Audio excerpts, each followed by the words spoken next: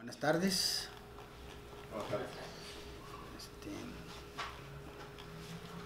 Espero que algún alma caritativa le echen mirar al carbón. Hoy pusimos carbón, señoras y señores. Tuvimos problemas técnicos, vamos a transmitir por Facebook. Sobre todo vamos a tratar de que la charla esté chida aquí en la casa. Y vamos a iniciar esta conversación que se titula La repetición.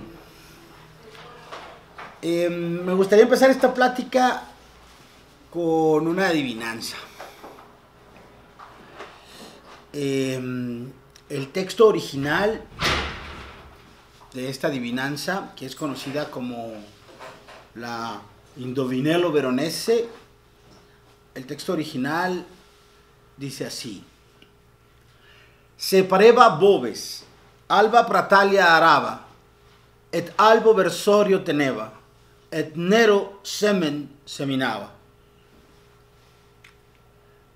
Voy a decir decir la traducción de esta adivinanza. Indovinello Veronese quiere decir la adivinanza de Verona. Y el texto en español diría algo como esto: parecían bueyes, araban un campo blanco, tenían un arado blanco, sembraban una semilla negra. ¿Qué es? ¿Alguien se la sabe de los presentes? ¿No? Es una adivinanza que me gusta mucho. Voy a repetir, no, voy a decir lo que es y luego voy a repetir la adivinanza. Es la mano que escribe. Dice, traducido al español, parecían bueyes. Se refiere a los dedos de la mano. Araban un campo blanco. Se refiere a la página. Tenían un arado blanco. Se refiere a la pluma. El texto, ahora voy a hablar de eso, está escrito en una época en la que se escribía con plumas, digamos, de ave. ¿Sí? Entonces, parecían bueyes, araban un campo blanco, tenían un arado blanco y sembraban una semilla negra, que es el color de la tinta. La mano que escribe. La adivinanza veronesa es un breve texto, dice la inefable Wikipedia, es un breve texto escrito en los márgenes de un pergamino datado hacia finales del siglo VIII o principios del siglo IX. Alguien estaba copiando un texto en latín, un monje estaba copiando un texto en latín, y como buen grafitero de baños casi, se distrajo y se puso a escribir una adivinanza en el margen del libro. En el margen del libro que estaba copiando se cansó y de repente puso la adivinanza ahí. Que supongo que sería, por tratarse de copistas, de una generación de copistas, supongo que podría ser un tema recurrente para ellos esta adivinanza. ¿Cuál es su peculiaridad? Es el primer texto que existe, junto con los juramentos de Estrasburgo y los cartularios de Valpuesta, se le considera el primer texto escrito en lengua romance. Es el primer texto escrito en una lengua moderna occidental, en verso. A mí siempre me ha gustado mucho la idea de que el origen de la lengua que yo hablo, el origen de las lenguas romances, sea una adivinanza. Porque por lo que la adivinanza puede tener de misterio, pero también por lo que tiene de juego, por la ligereza que hay ahí, y por lo que tiene de subproducto, de ser un objeto escrito en los márgenes de la cultura. Es una idea que siempre me ha seducido.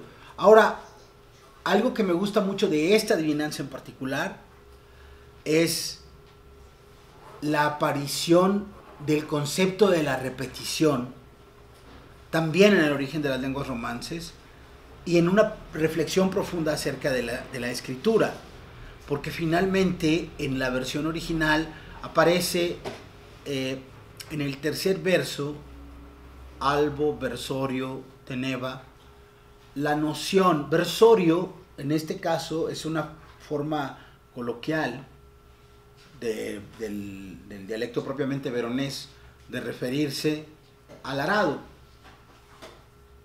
Versorio podría traducirse así, como arado. Pero también remite a el nombre latino de los surcos, que es el nombre de versus. Un surco de la tierra es un versus. La palabra versus, que modernamente utilizamos más bien por imposición de la interpretación anglosajona que se hizo de ella, utilizamos como contra, ¿sí? O sea, versus es como algo contra otra cosa, ¿no? O alguien contra otro. Originalmente la palabra versus podría traducirse de latín como surco. Es el surco donde se siembra. Y el término latino original tiene como significado hacia. El versus se refiere a una dirección. Y en el caso específico del arado, de la siembra, que es donde aparece aquí, se refiere al ir y venir del proceso de cultivo, de ir haciendo un surco y regresar haciendo el siguiente, ir dejando la semilla y regresar por el siguiente surco dejando otra vez la semilla.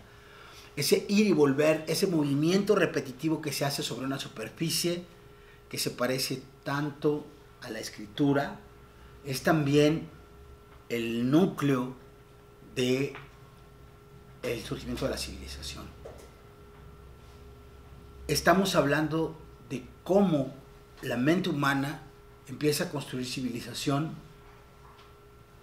luego de haberse construido como conciencia.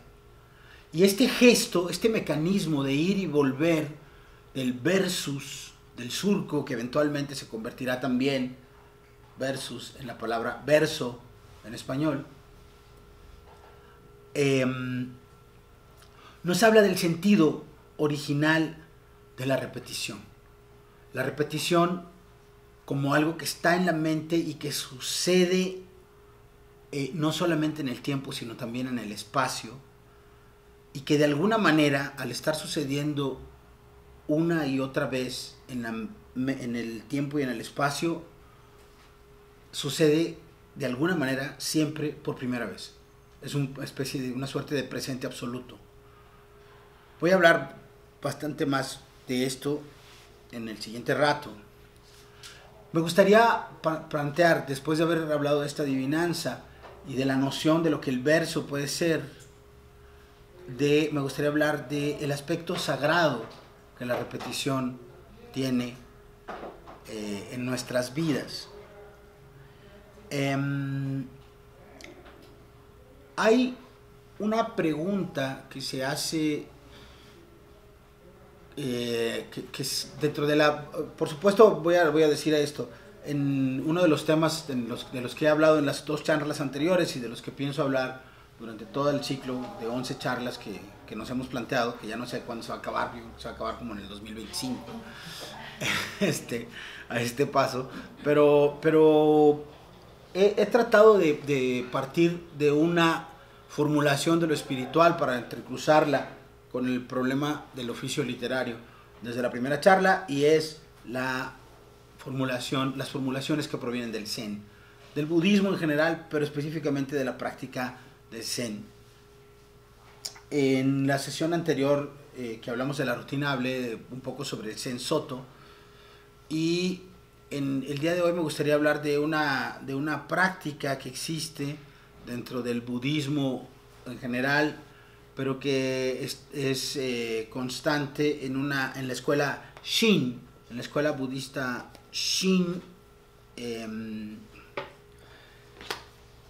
que en realidad el Shin es una escuela, es una línea del Zen, del budismo Zen japonés, que está emparentada con una forma más amplia de budismo que está extendida por todo Oriente y que es el budismo de la tierra pura. A grandes rasgos, lo que el budismo de la tierra pura plantea es que el mundo en el que vivimos está demasiado deteriorado. Parte del proceso de la meditación es adquirir a través de jnana el prajna, que es la iluminación. Pero la idea, la noción que tiene la escuela Shin es que en un mundo tan deteriorado como el nuestro, tan deteriorado por el karma, ya no es posible a llegar a la iluminación. Entonces existe esta noción de tierra pura, que existe uno de los budas. Ustedes saben que hay muchos budas y patriarcas. Uno de los budas, Amitabha, es una representación del Buda en que existe en una tierra perfecta, en la tierra pura, donde es posible ya, para todos está garantizado alcanzar la iluminación. Es una versión que puede conectarse muy bien con el pensamiento occidental acerca del paraíso. Solo que no es, digamos que ese no es el paraíso, sino es el lugar desde donde al meditar sí podrías alcanzar finalmente la iluminación, que es el nirvana. Hay una manera, de acuerdo a la disciplina escolástica del Shin y de la tierra pura, que es la repetición del nombre de una fórmula con el nombre de Amitabha, que permite esa reencarnación en la tierra pura, que garantiza la reencarnación de la tierra pura. En este caso, la palabra adquiere el poder no de la iluminación directa, sino de la promesa de la iluminación. Y esta práctica tiene un nombre, se llama Nembutsu. El Nembutsu es la práctica de la repetición de la fórmula Namu Amidabu, no así como lo dice, sino en una sola respiración. De hecho, la práctica más extendida una de las prácticas más extendidas más bien es Sansorei, que es la repetición de 3 veces. Voy a tratar de hacerlo de manera muy rápida. Algo así como esto.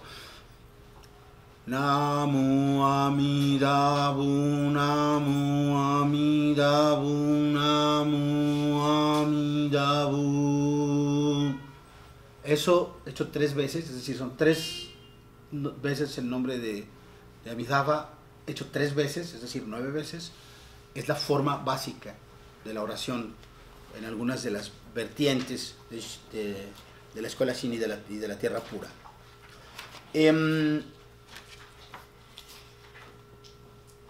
Dice Suzuki en este librito que se llama El ámbito del Zen, dice: la escuela de budismo de la tierra pura fue fundada en Japón por Honen, que vivió entre los años 1133 y 1211 de nuestra era. La escuela Shin fue desarrollada por uno de los principales discípulos de Honen, Shinran, y la diferencia entre ambas estriba en la relatividad de sus énfasis. Honen parece haber recalcado la constante repetición de lo que se conoce como Nembutsu, que significa literalmente pensamiento de Buda. Este pensamiento de Buda es una especie de plegaria a Amitabha Buda. Plegaria no es la palabra correcta, pero a falta de una traducción más precisa de Nembutsu, lo llamaré plegaria a Amitabha. La palabra es una forma abreviada de Namo Amida Butsu, que es un acto de adoración o toma de refugio en Amitabha Buda. Esto corresponde a lo que se conoce como la plegaria de Jesús, Señor, ten piedad de mí. También esto se repite constantemente y la repetición corresponde a la repetición del Nembutsu.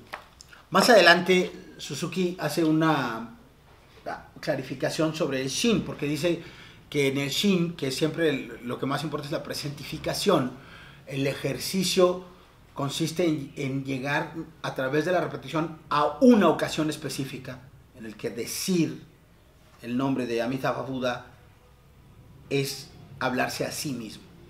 Es un ensayo bastante extenso pero muy interesante acerca de este tema. Independientemente de lo que esto pueda significar para no para el budismo, sino para cualquier persona común, me gustaría plantear nada más que la oración como tal es una práctica constante más allá del pensamiento religioso. Y un ejemplo de lo que estoy diciendo serían las oraciones de los ateos. Quiero decir, cualquiera está familiarizado con la idea de no poder dormir y contar ovejas. Eso en realidad es una oración. En el sentido más pleno de la palabra, contar ovejas, porque tú estás conectado con, tú tienes insomnio y estás conectado con todos tus problemas, al menos, bueno, puedo decirlo en primera persona, yo estoy conectado con todos mis problemas y yo necesito un conjunto de rituales que me permitan desconectarme y descansar. Esto es una práctica, no sé cómo sea para cada uno de ustedes, pero me parece que es una práctica más o menos común y comprensible para cualquier ser humano promedio. Existe una muestra de que, por ejemplo, en este librito, este precioso libro que les recomiendo mucho, de Jean-Baptiste Boutelle, el libro se llama La vida sexual de Immanuel Kant. Y es una curiosísima serie de conferencias que Boutelle impartió en Paraguay, en una pequeña comunidad de migrantes, en un ciclo de conferencias muy raro. Impartió esta serie de charlas acerca de Immanuel Kant, en donde habla efectivamente sobre la vida privada en general de Kant y de manera particular sobre su vida sexual.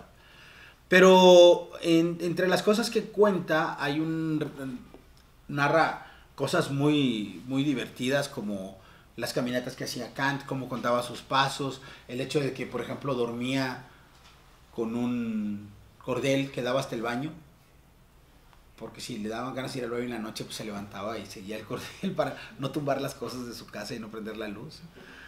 Cosas así, es un texto encantador, encantador.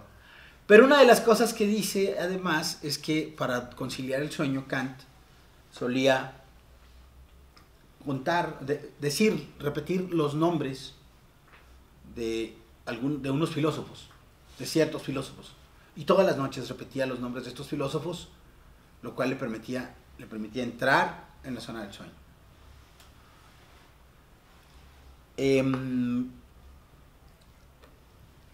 Repito, no puedo saber las prácticas de ustedes o de quienes estén ahí, hola, o acá. También acá vamos a estar, ¿verdad? Sí, ok. Entonces, no puedo saber cuáles sean sus prioridades a la hora de dormir. Yo soy un hombre que ha sufrido mucho insomnio a lo largo de los años, a lo largo de décadas, y con el tiempo he aprendido eso, que el uso de ciertas fórmulas ayuda, quizá, a conciliar el sueño. Eso no tiene que ver con las creencias de cada quien ni con ninguna clase de magia. Tiene que ver con el aspecto neurobiológico y cognitivo de la repetición. Y en este punto creo que sí, que podemos entrar ya, salir de la parte de la adivinanza y de la zona de lo sagrado para entrar en el aspecto científico, que voy a recordarles que estas charlas están planeadas, están pensadas como apuntes de un principiante para la creación literaria, para desarrollar el oficio del escritor. Entonces, a mí me parece que es importante que alguien que decide, que quiere dedicarse a la literatura, o en última instancia cualquier forma del arte, no le estorba saber esto que es información que está circulando por ahí, pero que no tiene muchos años de estar entre nosotros, o se ha ido construyendo más bien a lo largo de años. Antonio Damasio, neurocientífico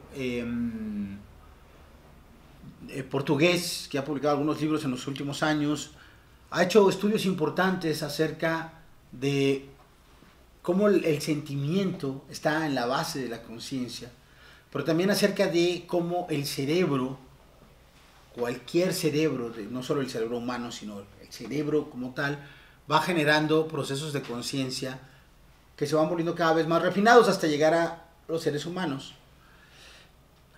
Y me interesa mucho hablar en este punto de una idea de Damasio que no quise citar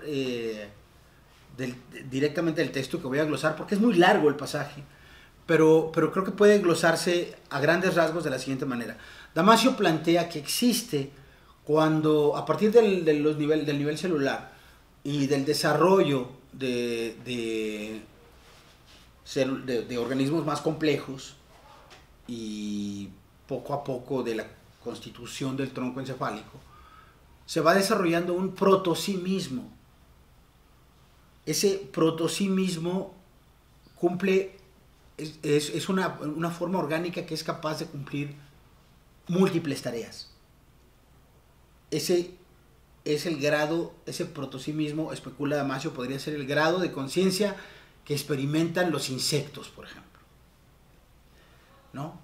Que pueden desarrollar actividades complejísimas como volar, ¿sí? Mantener una aerodinámica que debe ser, o sea, los procesos que uno tiene que hacer para eso, que un ser tiene que hacer para eso, pues son complejísimos, pero alguien con la suficiente capacidad para eso puede o no estar consciente de lo que hace, ¿sí? A partir de ahí se desarrollaría lo que llama Damasio el sí mismo central. El sí mismo central, que es un ente más complejo, pero que aún no llega a ser, que está a medio camino, ese sí mismo central, que empieza, digamos, a despertar hacia la conciencia, pero aún no llega a ser un sí mismo autobiográfico. El sí mismo autobiográfico contendría, para empezar, una memoria. Y esta memoria, además, sería una memoria compleja donde el aprendizaje y el uso de la repetición, la constancia de la repetición, van a construir un yo desplazado en el tiempo. Es decir, no solo de esto hablamos en la primera charla en la respiración, que mucho de lo que yo creo que yo soy en realidad no está aquí. No es algo que pueda ser palpable, ¿sí? Porque pues yo no soy un chico que estudió literatura, ¿no? Soy un señor que da una charla, pero difícilmente podría hacer esta charla si no hubiera estudiado literatura. O quién sabe, porque la escuela de letras era muy mala. Pero esa no es la cuestión. El punto en realidad al que quiero llegar es a la noción que tiene Damasio, que plantea Damasio, primero de que la conciencia, esto ya lo dije antes, de que la conciencia no es un lugar, no es una entidad, sino un proceso. Y segundo, la noción de que, y esto sí me interesa mucho proponérselos, de que la forma en que la conciencia se desarrolla podría equipararse a un concierto. De pronto un instrumento empieza a sonar, otro instrumento se le suma. Hay un momento en el que ya estamos escuchando un cuarteto de cuerdas, por ejemplo. Luego se oye por ahí una flauta. Y llega un punto en que la armonía se va desarrollando de tal modo que aparece el director de la orquesta. Y el director de la orquesta empieza a decirle a los músicos dónde deben entrar y cómo leer sus partituras. La lectura de sus partituras sería quizá, en esta metáfora que Damasio propone, la lectura de nuestros propios recuerdos, ¿sí? El saber hacer algo porque ya lo hemos hecho. Lo que es más interesante de la propuesta de Antonio Damasio es que ese sí mismo autobiográfico sería el director de la orquesta. Pero el director de la orquesta no aparece junto con la música. No aparece antes de la música. La música aparece, se va desarrollando y en algún momento surge el sentimiento de conocer lo que sucede. Casi de la manera en la que funcionan nuestros recuerdos. Hay todas estas ideas acerca de la regresión, de la supresión del recuerdo. Son nociones que pueden verse desde el punto de vista neurofisiológico, desde el punto de vista psicoanalítico e incluso desde el punto de vista religioso. No, yo no voy a discutir que eso exista o no exista porque no me compete en ninguna circunstancia meterme con las creencias de los demás. Lo que sí creo que es apreciable es que el fenómeno ha sido identificado por suficientes formas de conocimiento y me remitiré a la más elemental, que es la de la neurociencia. La neurociencia ha dado una demostración física de que esto sucede, ilustrando en formas de colores el proceso mental y cómo nos relacionamos con la memoria. Me parece, tiene muchas conexiones con la música. No es raro, por eso, creo yo, que la música tenga un peso tan importante para el conocimiento, para el yo, para la entidad del yo. Tengo una apreciación, esta no es una apreciación científica, esta es una apreciación personal. Yo tengo la sensación de que dentro de la música el espacio y el tiempo parecerían fusionarse. Parecería que la música es un lugar que está sucediendo en el tiempo. Es decir, en mi sentimiento de la música, el mío autobiográfico, en mi sentimiento de la música le permite a la mente desplazarse no en el tiempo o el espacio, sino en una ilusión, si ustedes quieren, del espacio-tiempo. Y me parece a mí, en mi experiencia autobiográfica, la tremenda conmoción que la música me ocasiona tiene que ver con eso. Más allá de mi experiencia personal, la música es uno de los elementos donde más constantemente apreciamos la repetición. Y si no me creen, pregúntense por qué el reggaetón es tan exitoso.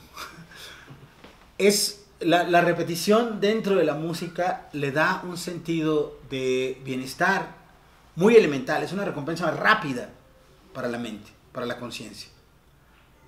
La noción de que las cosas van a ir así.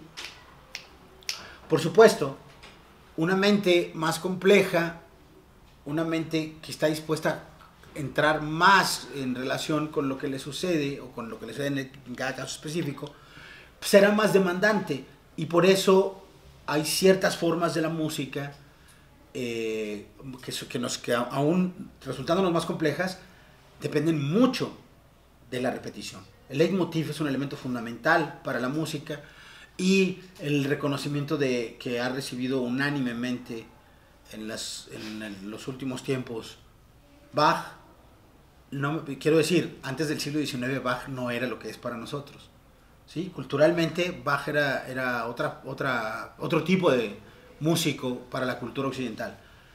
Me parece muy característico que un músico como Bach se haya convertido en el centro del canon en una época que está signada por la preocupación por entender qué cosa es la conciencia, ¿sí?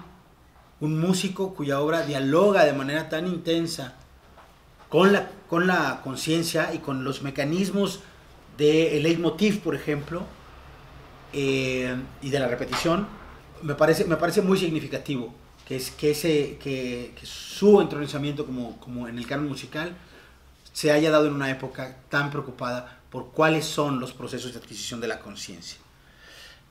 En fin, existen muchas otras muestras de cómo la música se relaciona con la conciencia y con la repetición. Hay un libro de Oliver Sacks que les recomiendo mucho, que se llama Musicofilia, donde habla, por ejemplo, Oliver Sacks acerca de los gusanos musicales, ¿no? Esa forma de música que tiende a ser repetitiva, pero que de pronto se te mete en la cabeza y no te la puedes quitar.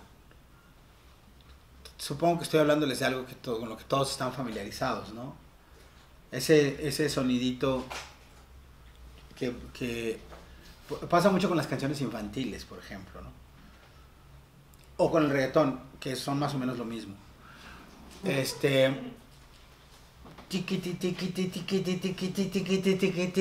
de pronto llega un momento en que no es placentero, no está padre. Hay veces que está padre, pero hay veces en que se convierte en, ¿no? Ese estribillo que traes en la cabeza y no te lo puedes quitar como durante 2 días, se convierte de verdad en un dolor de cabeza. No sé si les ha pasado.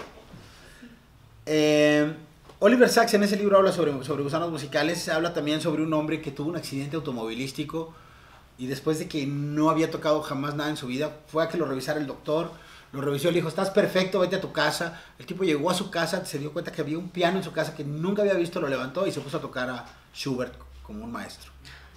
Y desde ese momento se dio, o sea, supo tocar muchas cosas y además escuchaba una pieza y la podía tocar inmediatamente idéntica. Es uno de los misterios del funcionamiento del cerebro. Decía yo que existe, pues, para mí, esta sensación de lo espaciotemporal. La repetición, esto sí quiero recalcarlo, no es solo un fenómeno temporal, no es solo lo que hacemos en el tiempo, es algo que nos sucede en el espacio. Borges, y más adelante voy a hablar de eso, Borges hizo largos parlamentos acerca de la repetición en el espacio, por ejemplo, a través del espejo o la sombra.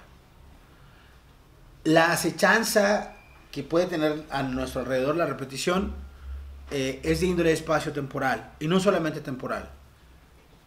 Además, la repetición es una zona de la mente sobre la que quisiéramos, sobre la que anhelamos tener control. Creo que esto es importante saberlo para un artista. La práctica estética de la repetición no solamente tiene que ver con darle forma a las cosas, tiene que ver con un profundo anhelo humano de control sobre algo que sucede en nuestra mente, querámoslo o no. Es decir, la repetición va a estar ahí, independientemente de cualquier estudio teórico, neurobiológico o estético. La repetición es algo que está en la mente por lo menos de los humanos, hasta donde sabemos. Lo que el arte intenta hacer es subirse al tren de la repetición para tratar de controlarla hasta cierto punto. Esto, a mi juicio, es la base de lo que podríamos llamar la estética de la repetición. Hay un ejemplo que proviene de la vida y de la experiencia cotidiana, pero que puede servirnos como enlace para llegar a los métodos narrativos y poéticos de las cosas que regresan. En The Pervert's Guide to Cinema, un documental filosófico, por más raro que esto parezca, hecho además con forma de collage, Slavoj Žižek analiza las formas del deseo en dos películas y desde dos formas de mirada. Desde una mirada masculina y desde una mirada femenina. Va a observar el deseo. Aquí quisiera señalar que independientemente de dónde viene el ejemplo, la mirada femenina es algo que puede ser aplicado, digamos, no solamente al género femenino, sino a los aprendizajes que como cultura estamos construyendo acerca de la movilidad y la dualidad sexual que nos afectan a todos los seres humanos. Al analizar la película Vértigo de Hitchcock, Žižek hace referencia al proceso de construcción del deseo erótico del personaje. Voy a tener que spoilear la película para los que no la han visto. Perdón. Voy a tener que spoilearla a grandes rasgos. El personaje ha tenido una relación, él cree que ha tenido una relación con determinada mujer que él supone que murió. Eventualmente va a encontrarse con una joven muy parecida a aquella mujer que murió. Lo que estoy contando es importante, es relevante para la narrativa filosófica que hace Žižek de esto. Al encontrar a esta joven, el hombre empieza a salir con ella. Él no sabe que en realidad ha sido estafado y que esta joven es la misma persona a la que él conoció antes, que no está muerta, nada más se ve distinta.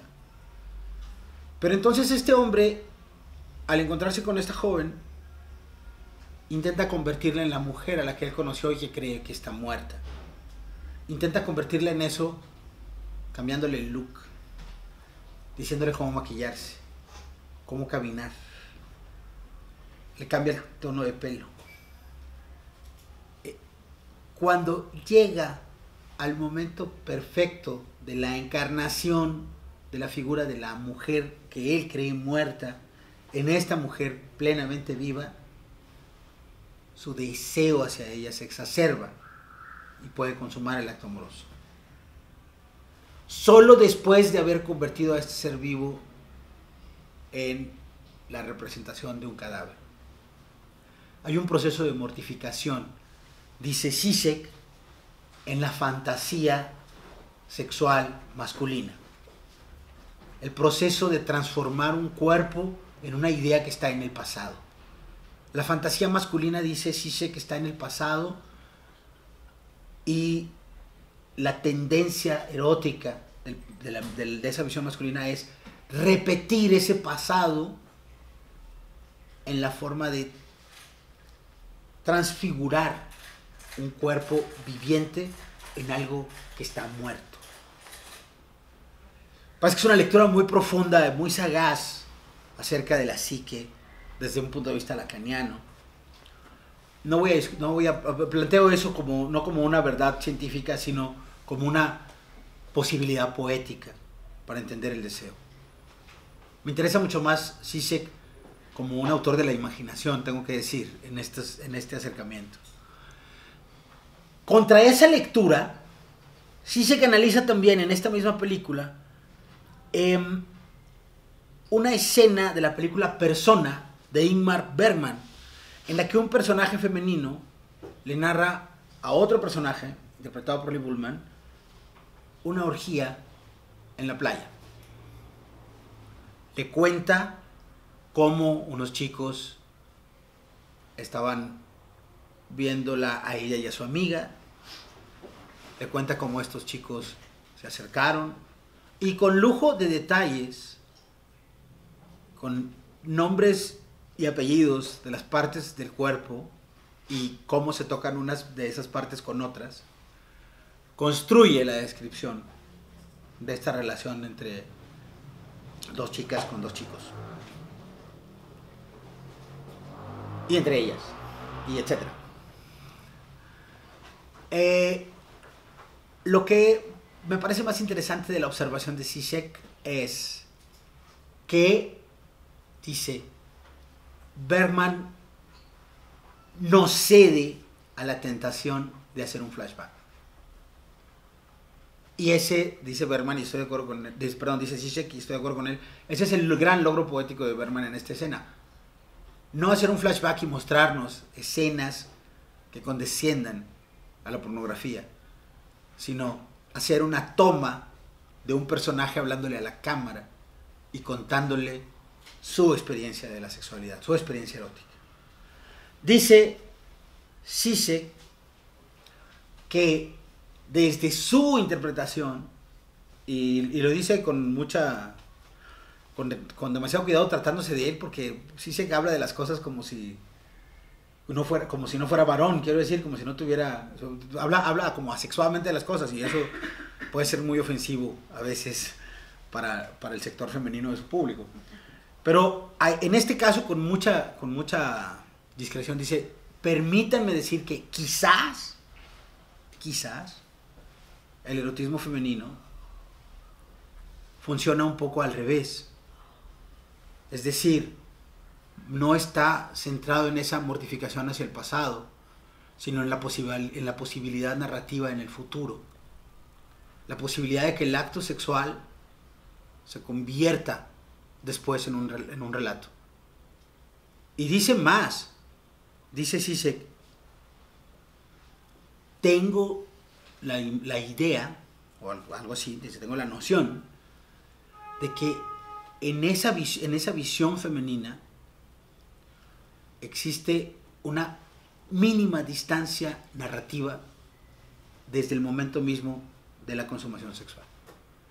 La noción me parece sumamente interesante, y yo plantearía que, más allá de si esta distancia podemos calificarla como femenina, a mí me parece que como experiencia del goce es súper interesante pensar que nosotros, los seres humanos, tenemos una posibilidad erótica de tener una mínima distancia narrativa con lo que está sucediendo en el acto sexual, para narrativizarlo para convertirnos en él en el futuro, en la mente. Me parece que esa es la distancia metafísica más profunda entre el erotismo y la pornografía, ¿no? La noción de que poder contarte a ti mismo, incluso, no solo contárselo a alguien más, contarte a ti mismo la película de la experiencia erótica, de la experiencia sexual, es mucho más intenso a veces que la propia experiencia o que el atestiguar las experiencias de otros.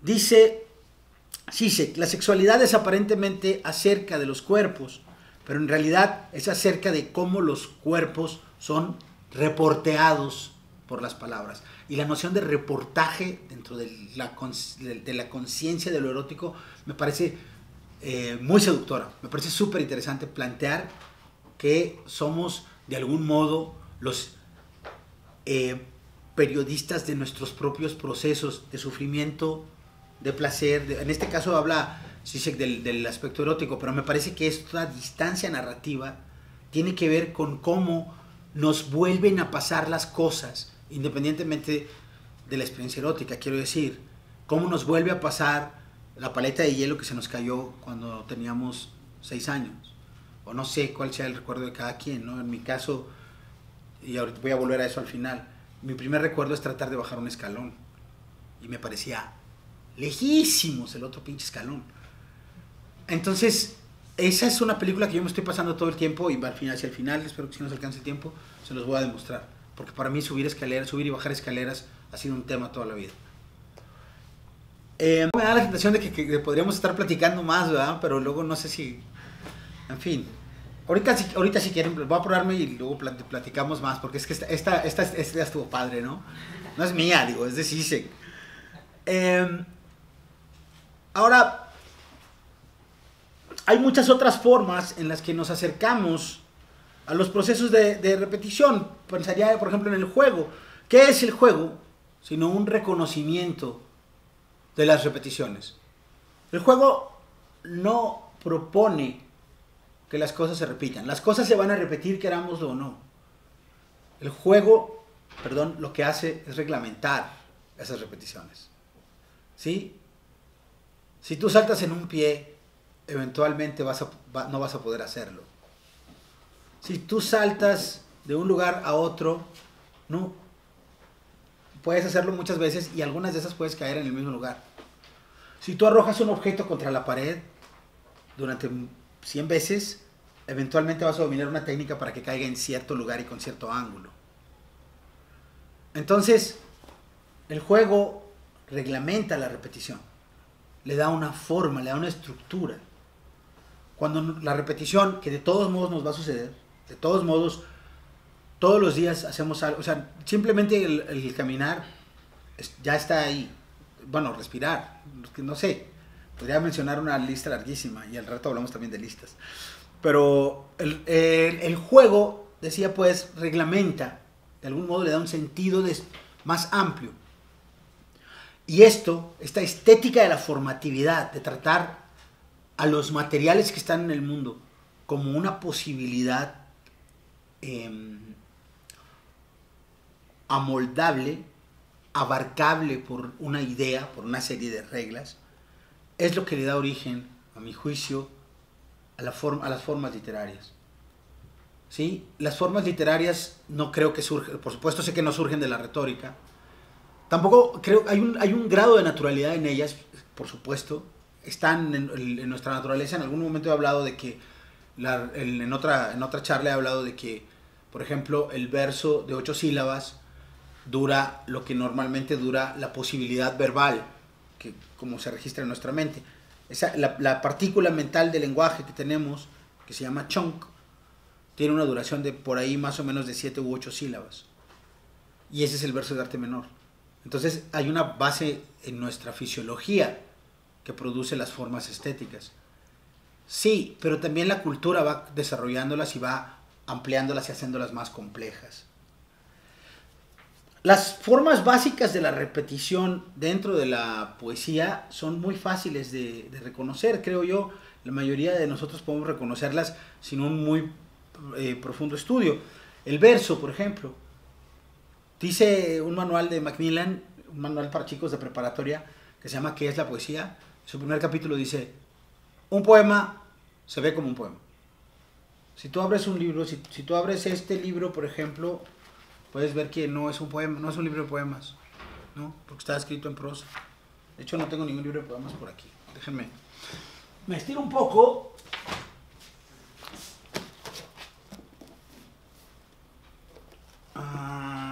Y este, por ejemplo, en contrapartida, pues ustedes pueden ver que sí, es un libro de poemas, porque un poema pues se ve como un poema. Una forma sencilla también de entender este equipamiento, este bagaje con el que cuenta la poesía es la rima, la aliteración, la anáfora, las formas métricas regulares, etc. ¿Por qué un poeta debería aprender retórica? Esa me parece que es una pregunta que ya no se hace nadie. Según yo, cada vez se la hacen menos personas. Me parece muy curioso que en los últimos años la poesía haya llegado a lugares, a la poesía mexicana, pienso, ha llegado a lugares que a mí me interesaban mucho cuando tenía yo, no sé, 20 años y añoraba que la poesía mexicana fuera menos solemne, fuera más alivianada, más reventada. Ahora ya no la quiero. Quiero que me regresen, no la poesía solemne que teníamos antes, ¿no? Pero sí otra cosa, otro lugar de la poesía donde, por ejemplo, los poetas sepan cómo diablos se construye un verso. ¿Por qué razón sería importante que un poeta sepa retórica? A mi juicio, porque un poeta practica cosas, o sea, es decir, es algo que ya sabe, está en la naturaleza de todos nosotros. Todos nosotros sabemos qué cosa es la rima, la aliteración y las formas métricas regulares, o la anáfora. Solo que no sabemos que lo sabemos. Lo que la retórica hace es ponerle un nombre a cosas que sabes hacer y en esa medida se parece, me parece, a mí, a la cocina. Perdón, la vez pasada también hablé de cocina, ¿va? Me parece, o sea, se acerca a la cocina en el sentido de que, pues, como dice Ratatouille, como dicen en Ratatouille, cualquiera puede cocinar. Sí, güey. Pero no está de más que sepas que hay una diferencia entre el aceite de cártamo y el aceite de oliva, ¿no? Ayuda un poco saber algo así, ¿no? O saber que un dedo de aceite en una cacerola así, pues es demasiado, ¿no? O sea, sí ayuda un poco saber esas cosas. Creo que la retórica es un camino que nos puede llevar a utilizar mejor la repetición que de todos modos vamos a utilizar, ¿sí? La retórica es un mecanismo que nos permite, que le permitió, por ejemplo, a Javier Villaurrutia escribir esos versos que dicen: y mi voz que madura, y mi voz que madura, y mi voz que madura. ¿Se acuerdan de esos versos? ¿Alguien? Que significan cosas completamente distintas, ¿no? Son una paranomasia. ¿Sí? Saber que se llama que eso que está haciendo Villaurrutia ahí se llama paranomasia ayuda a entender que la primera frase se refiere a la voz como que madura y la segunda a la voz que madura y la tercera al bosque, a que el bosque madura y la última a que la voz quema dura, ¿no? Ayuda a saber que hay una paranomasia para entender los significados complejos que puede haber y también muy juguetones que puede haber en un poema. Eso es algo que la repetición nos permite no solo construir, sino sobre todo experimentar. Experimentar como imagen mental primero y después poder ir dándole forma. La experiencia de la repetición se va volviendo más compleja conforme entendemos, conforme le vamos dando ese aspecto cultural. Repito, la repetición va a estar ahí. Pero el goce de la repetición como una experiencia que no es simplemente torpe, ni aburrida, ni diletante, sino como una experiencia compleja, llena de pequeñas variaciones, porque ese es otro de los temas acerca de la repetición. Las variaciones, o sea, la repetición te da un sentido del tiempo y del espacio, donde la variación cobra un sentido de gratificación muy profundo. Ese sentido de gratificación de la variación menor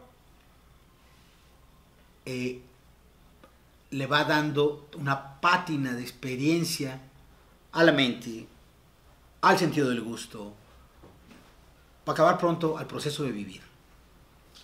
Esto los clásicos lo entendieron muy bien y se dieron cuenta de algo que todos tenemos ahí a la mano, y que es que los temas son muy pocos en el mundo.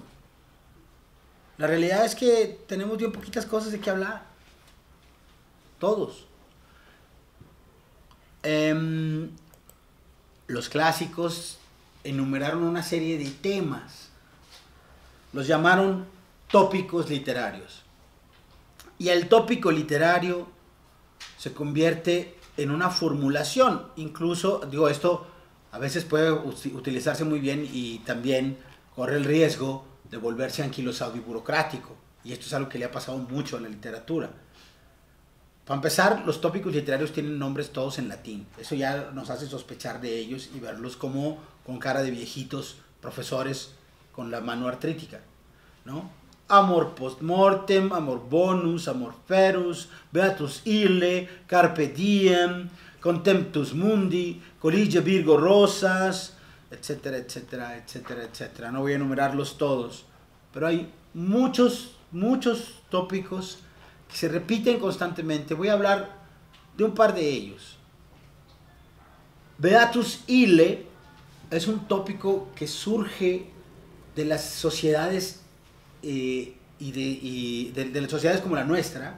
Surge en Roma, en la Roma imperial, donde además los hombres pueden tener una vida muy hacia afuera y muy política y bueno, pues cuando te involucras en eso destapas tu ego hasta alturas insospechadas, y pues desde allá arriba es desde donde te caes, y más o menos todos nos caemos. La caída, yo creo que le llaman la crisis de los 40. Yo calculo que sucede entre los 40 y los 50 años. No se preocupen, te van a caer. No hay problema, no hay problema. Casi todos nos levantamos. Y una de las herramientas con las que nos levantamos se llama así. Se llama Beatus ille. Dichoso aquel que huye del mundanal ruido y se va a su casa a cuidar 3 plantitas, ¿no? Básicamente eso dice el Beatus ille, dice más o menos algo así, ¿no? El hombre que decide retirarse, yo ya no quiero nada del mundo, a mí que el mundo me deje en paz. Claro, ya después de que fuiste a fastidiarle la vida a todos los demás, eso es lo que no dice el poema, ¿verdad? Que primero fuiste un pinche necio que andaba ahí, que quería hacer ajonjolí de todos los moles, y luego ya dices, no, a mí déjenme en mi pequeña propiedad. Un ejemplo del Beatus ille, porque pues los ejemplos básicos son de Vida retirada de Fray Luis de León, y el propio poema, la oda de Horacio, que es de donde viene el término Beatus ille, así empieza el poema de Horacio. Pero yo creo que uno de los ejemplos no tan recurridos, pero para mí uno de los más conmovedores, es el soneto de Quevedo, de la Torre de Juan Abad. Dice en su primera estrofa, 4 versos bellísimos, dice: retirado en la paz de estos desiertos, con pocos pero doctos libros juntos, vivo en conversación con los difuntos y escucho con mis ojos a los muertos. Quevedo retoma un tópico, está repitiendo una idea que ya otros poetas dijeron. Lo hace no presumiendo ese retiro gracioso y frondoso, sino con un espejo de su edad y de sus ilusiones rotas, porque cuando Quevedo se va a la Torre de Juan Abad, a esa propiedad que se llamaba así, la Torre de Juan Abad, no se va porque quiso, se va porque después de haber hecho muchas intrigas políticas, el rey le dice, ¿sabes qué, güey? Te vas. Y se va semidesterrado a este retiro, a este refugio. Y por eso habla de la paz de estos desiertos. Me gusta, por supuesto, la palabra desiertos no se refiere al mismo sentido que le damos nosotros, pero me gusta lo hierático de no hablar de la belleza y lo frondoso que es el lugar.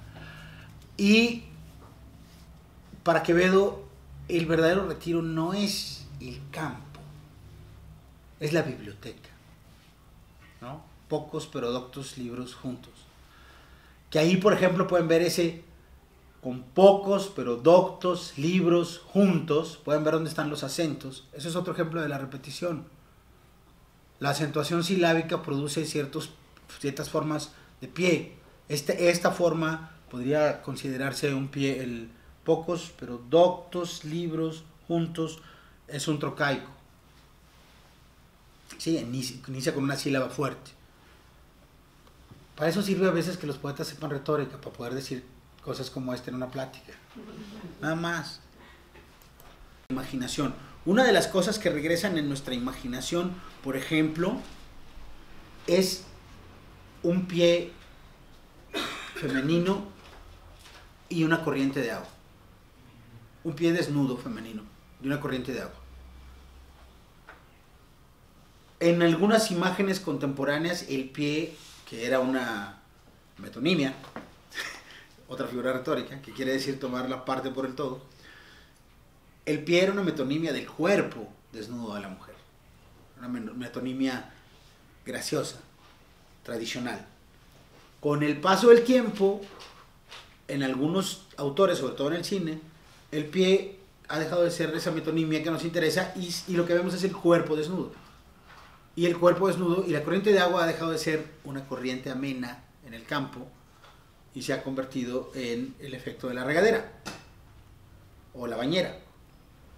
Pero es constante y me parece muy característico que esta imagen esté, por ejemplo, en la égloga tercera de Garcilaso, en una de las escenas eróticas más finas del Quijote, cuando Sancho y Don Quijote se topan a un personaje, a Dorotea, y está vestida de hombre. Y lo primero que llama su atención es el pie. Está junto a un río, metiendo el pie en un río, y entonces describen con una belleza ese pie que es más o menos perturbador, hasta que, claro, se quita el sombrero y cae su rubia cabellera rizada, ¿no? Y entonces se dan cuenta que es mujer. Pero bueno, el efecto es muy, muy interesante. Además, ese momento dual en la obra de Cervantes no es tan común para la época, me parece. No estoy del todo seguro, pero creo que no hay muchos ejemplos es decir, la manifestación erótica después de la revelación de la doncella, sí es común, pero la descripción erótica del pie antes de la revelación de la doncella, cuando se le describe como un mancebo, es un momento raro dentro de la literatura. Perdón por detenerme con estas cosas, pero soy fanático de los tópicos literarios. Voy a tratar de avanzar más rápido. La imagen aparece en los cuadros impresionistas también, aparece en un cuadro de Monet, en algunos cuadros de Monet. Creo, Silvio y yo lo vimos en Chicago, creo que era un cuadro de Monet, que es tal cual esa representación. El arroyo, la mujer levantándose la falda hasta los muslos y tocando con el pie el agua. Esta es una imagen que se repite constantemente en el arte occidental. Los prerrafaelistas lo usaron también.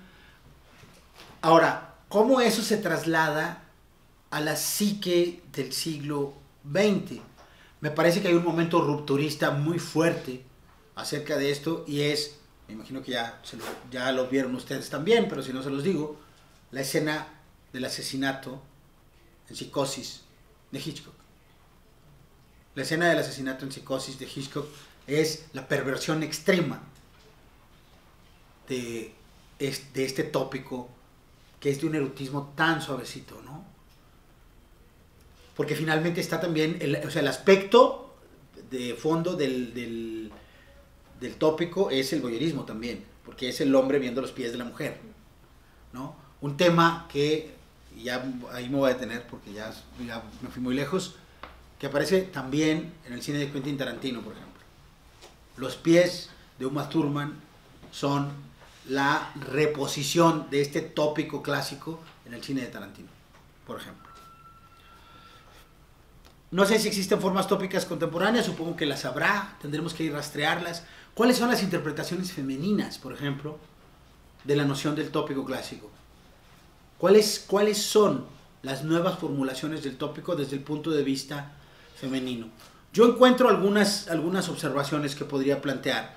Una muy rápida, lo orgánico y de manera específica los desechos orgánicos. Me parece que la literatura de la nueva generación de escritoras, pienso específicamente en un nombre, en el nombre de María Fernanda Ampuero, una espléndida narradora reciente, latinoamericana, ecuatoriana. En sus cuentos la presencia de las deyecciones es constante y es muy importante. No es la única autora, creo, que ha recurrido a eso, y ese podría ser un tema, un contracanto de los tópicos clásicos, ¿no? Sobre esa superficie planchadita que esconde la perversidad de la mirada masculina, una exhibición, una explosión de lo orgánico. Otra idea que me interesa mucho está en los cuentos de Mariana Enríquez, por ejemplo, donde lo sobrenatural aparece atravesado por lo político. Mariana Enríquez escribe cuentos de fantasmas, pero los fantasmas que aparecen en sus cuentos, por ejemplo, son los desaparecidos de la dictadura argentina. Entonces, el hecho de contar la historia, esto es un cuento que se llama, les recomiendo mucho este cuento que se llama Cuando hablábamos con los muertos, que es la historia de unas chicas de colegio que empiezan a consultar la ouija y el fantasma que les empieza a hablar al otro lado de la ouija es el fantasma de un desaparecido por la dictadura. Bueno, voy a saltarme un montón de cosas porque ya llevamos como 1 hora. Y no, pues, yo preparé como 3 horas. Entonces voy a decir nada más muy rápido que dentro de la narrativa, dentro de las técnicas de la narración, existen múltiples ejemplos de la repetición. Por ejemplo, la estructura triádica del cuento folclórico. En el cuento folclórico hay 3 hermanos y el héroe tiene que pasar 3 pruebas. Y Cenicienta tiene 2 hermanastras. Y los cochinitos son 3, etc. La forma triádica se repite además en la estructura de planteamiento, nudo y desenlace que conocemos en la forma también muy tradicional.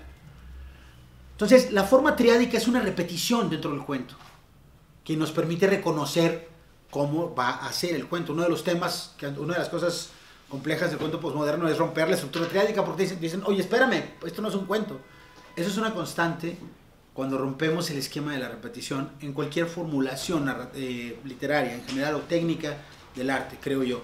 Ahora, a mí me parece que conocer la técnica ayuda a saber dónde romperla y a romperla con ese conocimiento de causa de que estas cosas están ahí abajo y no son nada más retórica, no son reglas que te enseñan en la escuela, son cosas que suceden en la mente de los seres humanos porque la mente de los seres humanos está estructurada de esa manera. Es decir, hay un principio cognitivo previo a la retórica. Las cosas que regresan. En la literatura, como en el mundo, estamos a expensas de las cosas que regresan. Voy a poner el ejemplo que pongo todo el tiempo, perdón por repetirlo, pero que al cabo no estaba grabado en ninguna otra ocasión. El ejemplo que pongo todo el tiempo es este. Cuando tú ves a un niño de 1 o 2 años y le haces así con la mano en la cara, ¿quién sabe cómo va a reaccionar? Si no reacciona mal y lo vuelves a hacer, eso ya se convirtió en un relato. Ya estás jugando con él, ¿no? Y si tú haces eso, un niño que está interesado, puede que no esté interesado, ¿verdad? Pero para un niño que esté interesado, eso ya se convirtió en un cuento y en un movimiento y en un juego, y está en la expectativa de que tú vuelvas a hacer ese movimiento de la mano. Bueno, ese gesto con el que nosotros jugamos con los niños pequeños, bueno, no sé si nosotros es too much, yo juego con mi nieto, o jugué con mi nieto cuando era más chico, ese movimiento es el mismo que utilizan, o sea, tiene el mismo principio que utilizan los narradores del mundo para hablar con nosotros. Es el sistema de expectativa, recompensa cumplida y recompensa frustrada que todo buen narrador sabe dosificar. Por ejemplo, en la narrativa pop, el personaje que resucita, güey. La narrativa pop, que tiene muchas libertades para resucitar gente. El personaje que resucita se convierte en un gran tipo para nosotros, ¿no? Poder, de alguna manera, volver el tiempo atrás. Los universos paralelos. En este universo sucedió una cosa, pero acá podría suceder de otra manera. El mundo de las posibilidades planteado a través de la repetición es esencial para nuestro sentimiento de que las cosas están sucediendo, de que la narrativa sucede y también de que el mundo no es irreparable.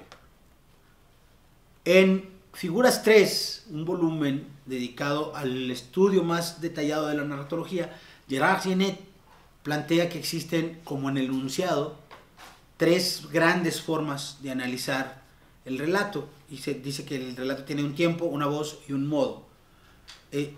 Y perdón, me voy a salir de esto porque lean a Gerard Genette y lean su esquema sobre narratología, que es el más importante, creo, con el que contamos hasta este momento, el más detallado. No me voy a detener mucho en él, pero sí hablaré de que, por ejemplo, Genette habla de cómo contamos en el tiempo. Y una de las características del modo de contar es que contamos una vez algo que sucede una vez. O contamos una vez algo que sucede muchas veces. O contamos muchas veces algo que sucede una vez. ¿Qué significa esto? Cuando yo hago un relato, yo puedo contar del punto A al punto B y listo, ahí se acabó la narración. Pero resulta que yo tengo un personaje que todos los días se levanta a las 8 de la mañana y se toma un café. Acabo de hacer justo eso, narrar una vez algo que sucede muchas veces. ¿Ven? Yo digo, todos los días se levanta a las 8 de la mañana y se toma un café. ¿Para qué sirve narrar una vez algo que sucede muchas veces? Bueno, eventualmente servirá para romper el relato. Porque si un personaje todos los días se levanta en la mañana, se toma un café a las 8, se pone la corbata, se lava los dientes, se pone la corbata, sale a caminar hasta la esquina, espera el camión no llega. O sea, un día el camión no llegó. El relato ahí cambia, ¿sí? Si todos los días se sube al camión y va al trabajo, lo que estoy haciendo en realidad es hablar de un evento específico, de un relato específico, que es la película Stranger Than Fiction. Una película donde se narra cómo este personaje lleva una rutina y todo el tiempo está cumpliendo con esta rutina y de pronto empieza a escuchar que una voz lo está narrando. El güey se está lavando los dientes y dice, se lavaba los dientes 43 veces y el güey dice, ¿quién dijo eso? ¿Cómo sabes que me lavo los dientes 43 veces? ¿No? El efecto no es nuevo, lo utiliza Woody Allen en La Rosa Púrpura del Cairo, por ejemplo. La chica va al cine todos los días a ver la película y vemos la misma escena todos los días y de pronto el personaje de la película que ella está viendo voltea hacia el público y le dice, oiga, ¿usted ya vio esta película como 40 veces? Y se sale de la pantalla, ¿no? Entonces, la repetición nos sirve para entender lo que no es la repetición. Nos es fundamental. Para que algo suceda, tenemos que repetir.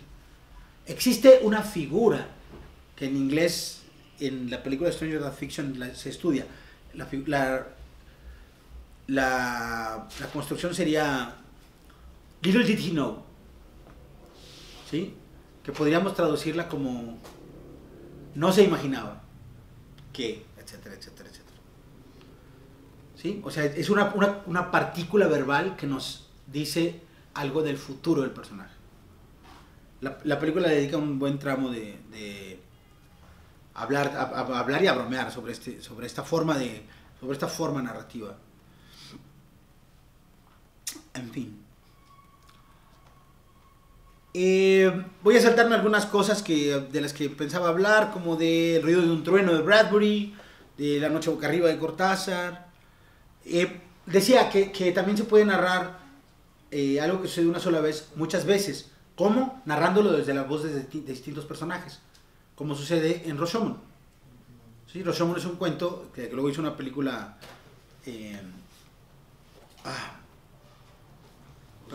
Kurosawa, gracias.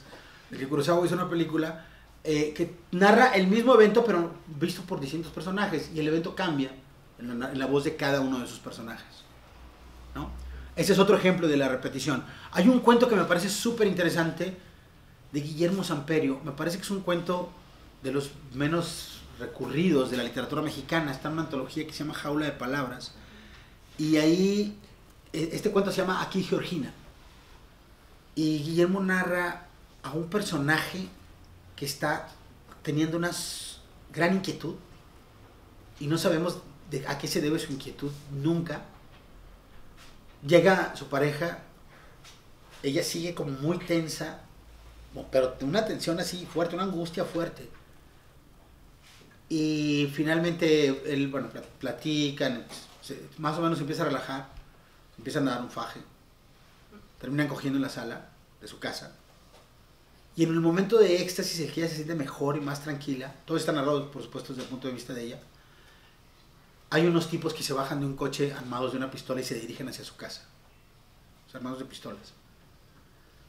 Y entonces el relato hace como esa lectura rara de que la angustia sucede primero y el momento angustioso después. Porque en el momento que sucede la angustia, ella está teniendo un orgasmo. Perdón, en el momento que sucede el hecho que tendría que angustiarla. Ahí es como esta noción de desfase de la realidad que tiene que ver con un concepto de desfase de la realidad que para nosotros tiene un nombre, se llama déjà vu. El déjà vu tiene un principio neurobiológico. Una de las posibilidades de la existencia del déjà vu es que es probable que se deba a que la información que nosotros recibimos una información y uno de nuestros ojos la traslada al cerebro antes que el otro. De un hecho cuando el hecho vuelve a llegar. Y ese desfase hace que digamos, a mí esto ya me había pasado, ¿no? Y claro, la mayor parte de las personas que creen en el déjà vu como un principio de magia y vidas y etcétera, no es mi intención tampoco minimizar eso. Lo que describo es lo que dice la neurobiología al respecto.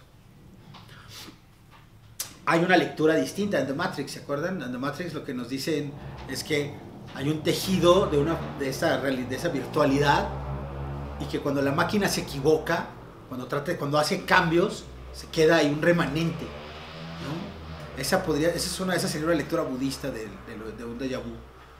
Entonces, pues no sé, escojan ustedes su versión. Lo que sí creo que es interesante es que nos planteemos que esta repetición de hechos no solamente tiene un carácter biológico o religioso o algo que sucede en la mente, sino que también tiene un carácter narrativo.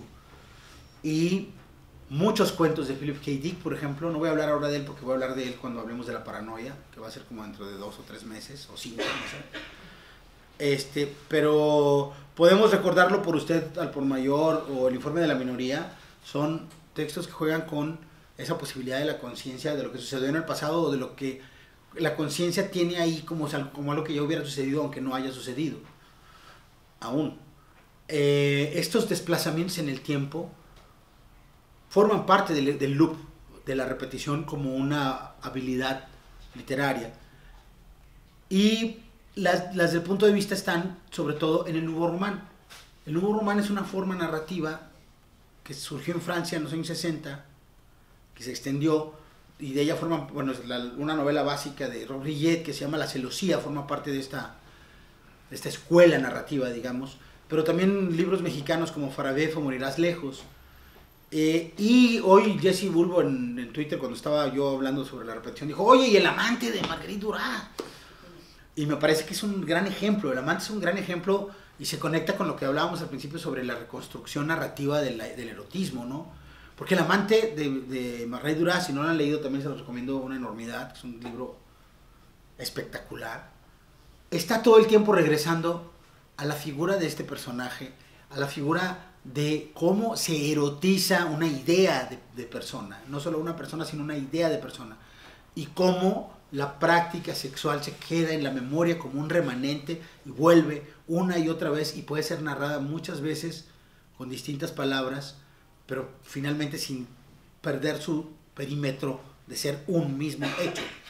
La estética de la repetición tiene otro de sus grandes representantes en Jorge Luis Borges. Toda la obra de Borges podríamos discutirla en torno a la estética de la repetición. De hecho, me encontré un ensayo sobre la estética de la repetición en Borges. No voy a detenerme mucho en esto, porque siempre preparo cosas de más. Pero me voy a detener básicamente en la noción de que en Borges una de las constantes es la visión. Para Borges todo el tiempo está cuestionando el tiempo, ¿no? De hecho escribió este libro que se llama Historia de la Eternidad. ¿Cuál es el lugar del tiempo? ¿Cuál es la pregunta metafísica? Y muchas de sus respuestas tienen que ver con el espacio, con la espacialidad. Clonut Barrow Tertius parte de una falsa cita, o de una cita que se supone que estaba en una enciclopedia y que luego nunca encontraron, y la cita decía que los espejos y la cópula son siniestros porque reproducen el número de los humanos, ¿no? A partir de que Bioy Casares, no como escritor, sino el personaje del libro, encuentra esta referencia en la enciclopedia británica, si mal no recuerdo. Luego hay otra edición donde no aparece, entonces se empieza a volver un tema ahí la búsqueda de esta referencia. Pero hay ejemplos más directos en Borges, por ejemplo Pierre Menard, autor del Quijote, donde la idea de la repetición es que el autor, Pierre Menard, va a escribir una obra literaria del siglo XIX y su escritura es, palabra por palabra, el Quijote. Es un proceso de arte conceptual súper interesante, porque si alguien escribiera el Quijote en este momento de la historia, evidentemente significaría una cosa completamente distinta que el libro como tal.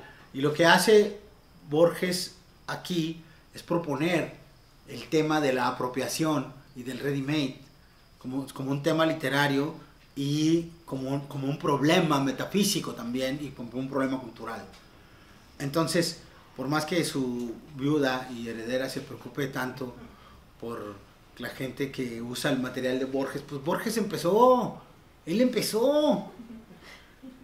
Entonces, me gustaría hablar mucho más de Borges, el tiempo es breve y por otra parte tenemos la fortuna de que Jorge Luis Borges es un autor que está mucho más comentado y referido, y solo no podía dejarlo fuera como referencia de esta charla, de esta breve enumeración de repeticiones. Pedro de Isla sugiere Seda de Alessandro Barico. ¿Sugiere Seda como también como el ejemplo de la repetición? Pedro de Isla sugiere Seda de Alessandro Barico. Bueno, no voy a comentar mucho Seda porque es por lo mismo, por el tiempo. Además no venía preparado, aunque es una novela que me gusta mucho. Pero bueno, ya la dejamos anotado, ya la dejamos como referencia. No sé si conocen este libro. Es una novelita muy breve, se las recomiendo un montón. Voy a hacer la glosa muy rápido. Es una novelita muy breve, escrita por un espléndido novelista italiano de nuestros tiempos. La novela está situada en el siglo XIX, en el momento en el que empieza el comercio de seda entre Japón y Occidente. Y narra la historia de este personaje, si mal no recuerdo francés, hace mucho que no la leo, de este personaje francés que cruza la ruta para encontrar la seda y lo que encuentra son muchos problemas emocionales. Y no voy a contar más, pero bueno, sí voy a decir una cosa más, es una historia de amor. Entonces, y está padre, es una historia de amor padre. Y terrible, como todas las buenas historias de amor. Hay otro momento en Borges también muy interesante acerca de la repetición, donde él se encuentra consigo mismo, ¿no? Borges repetido, nos salió repetido Borges, ¿no? En el álbum. Voy a hablar no tanto ahorita de eso, porque también es un tema que cruza por la repetición es el de la dualidad. La dualidad es un problema que se conecta con el de la repetición. Vivir en dos tiempos, estar en dos cuerpos, estar partido en dos, esa decisión básica, pero no me voy a detener mucho en ella porque a eso le vamos a dedicar una charla completa en el futuro, si es que el futuro existe. Iba a hablar un poco sobre la estética Morlock también.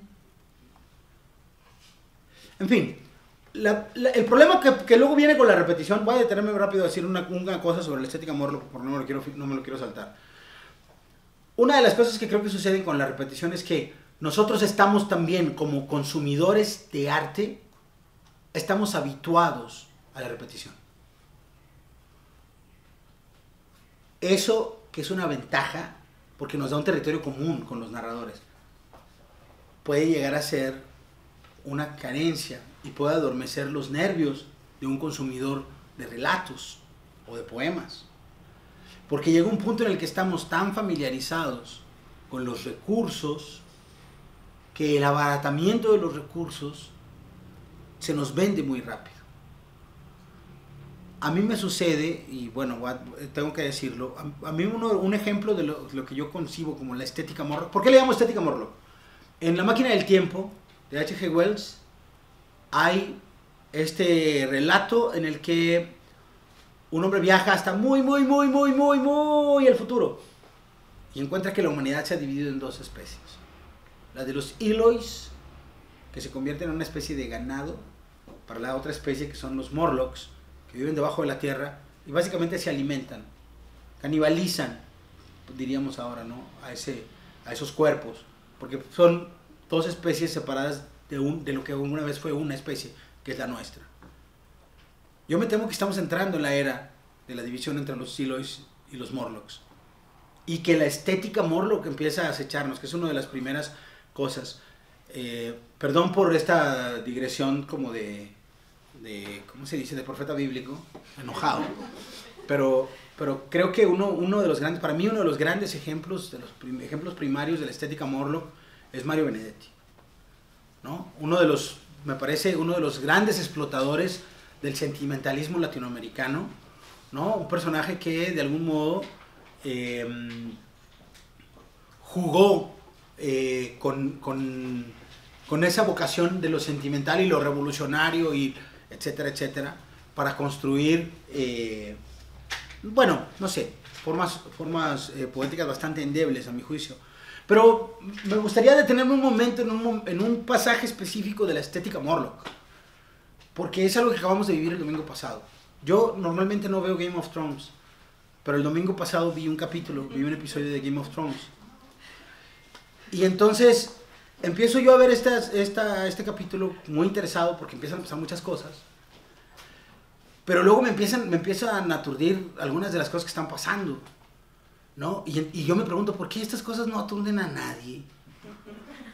O sea, me empieza a aturdir, por ejemplo, que estos compas tengan madera para hacer un cerco y manera de prenderle fuego, y manden a su caballería, y cuando su caballería es destrozada, le prendan fuego a un cerco que está aquí cerquita. Yo me pregunto, ¿por qué no hiciste el cerco más allá, güey? Le prendiste fuego, y cuando esos vatos pasaron le tuvieron que hacer un puente y ya los ves, les avientas encima a la caballería. Entonces digo, ¿por qué a mí, que soy un inútil sentado en un sillón, en un sofá, se me ocurre algo así, y a un maravilloso guerrero de un universo fantástico que se ha dedicado toda su vida y ha sido entrenado para ser un guerrero, no se le ocurre algo así? No, porque ella no sabe nada. Entonces, no, digo, me pregunto así, y luego me pregunto, a ver, güey, vas a pelear contra un resucitador de muertos. Vamos a esconder a los que queremos rescatar. ¿Dónde los escondemos? En la cripta, güey, donde están todos los muertos que van a resucitar. Entonces, pienso yo, ¿por qué? Ya hice la broma, pero ahora voy a hacer la pregunta seria. ¿Por qué el instinto de conservación no es importante desde el punto de vista narrativo para una sociedad como la nuestra cuando narra relatos de guerreros? Y pienso que es porque el instinto de conservación ha dejado de ser importante para las personas que nos narran esos relatos de guerreros. Porque son personas que viven en un sillón, como yo. Son personas que no tienen ninguna experiencia acerca de su propio cuerpo. Quiero decir, no ninguna experiencia, pero ninguna experiencia relacionada con el instinto de conservación y con la lucha.